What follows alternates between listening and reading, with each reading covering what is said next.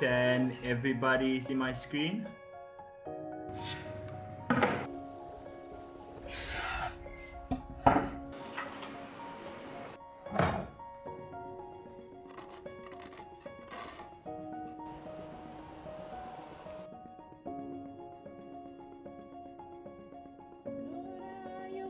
Quasi prendo il treno e vengo da te. Early on in the first UK lockdown, I wrote an editor's letter called From Wallpaper with Love, which was reaching out essentially to the design community to see what we could do to help support emerging talent and the industry in general. We decided to reach out and discover 20 emerging talents from around the world that had the potential of becoming that lost generation without the platform that a lot of younger designers had before them. Well, when we received the brief, we were like trying to understand a lot of things about the space we were living. The private and the public space completely mixed together, and that made me think, how can we regain control of our private sphere? When we were told to sort of reflect on the words touch and connection and strength, I guess they were all very visceral things that I'd spent a lot of time contemplating on.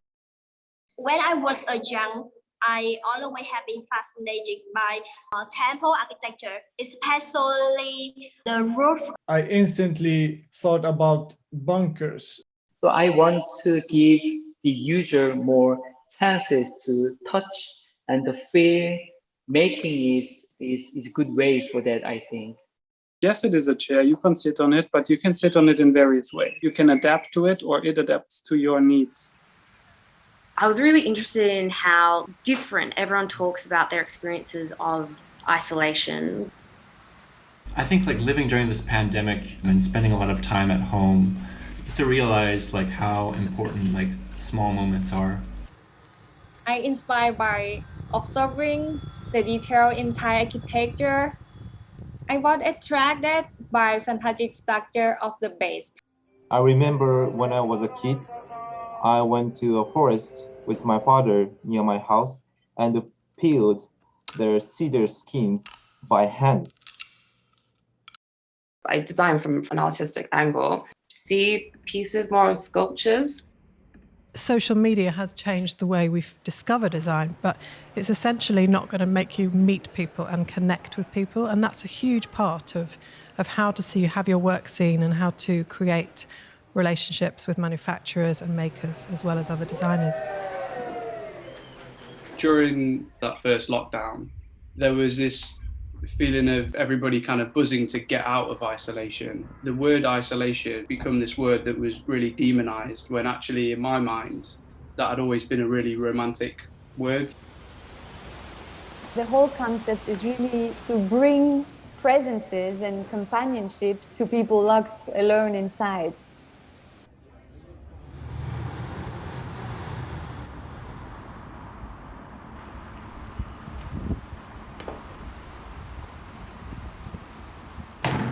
We felt like we had to spend more time at home. We had to figure out ways of just staying sane, especially with 2 kids.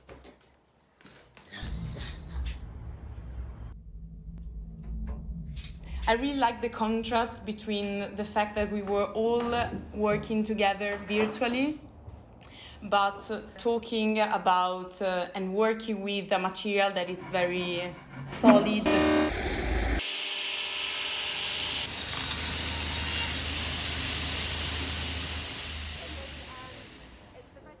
Why did we choose those 4 timbers?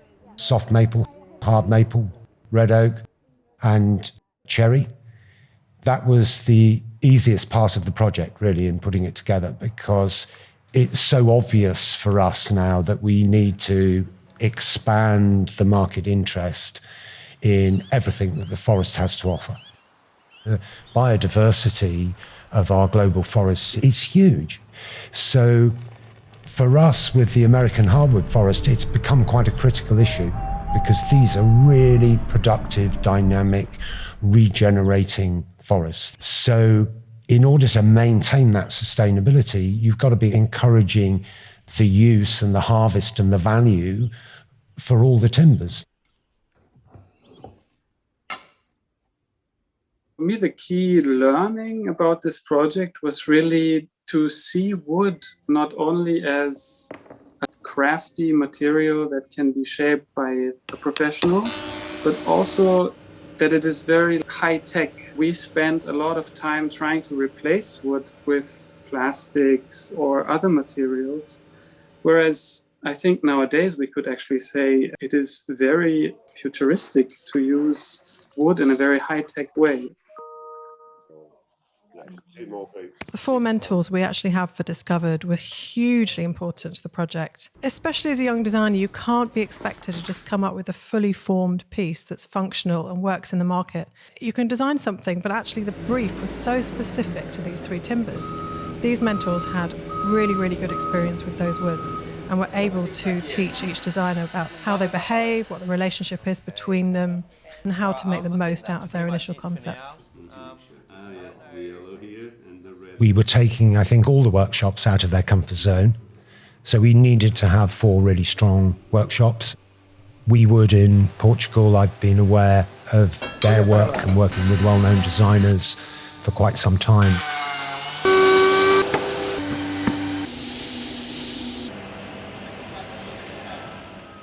And in Australia, we'd already worked with Eva Style on some creative projects.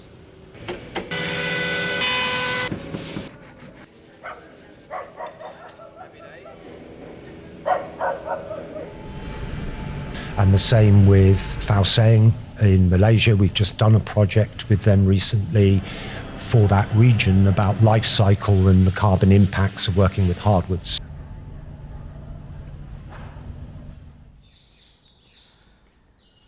We have a long-established relationship with Benchmark. It's worked fantastically. They've helped us tell our stories in a way that very few companies or workshops could.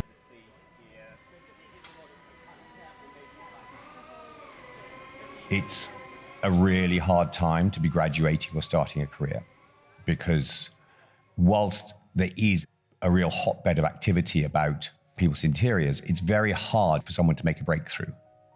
It's very hard to get noticed. There have been no shows, there have been no grad shows, there have been no student shows, there have been no trade shows. And maybe they'll never come back. Maybe it's just a different way and we'll all get discovered digitally.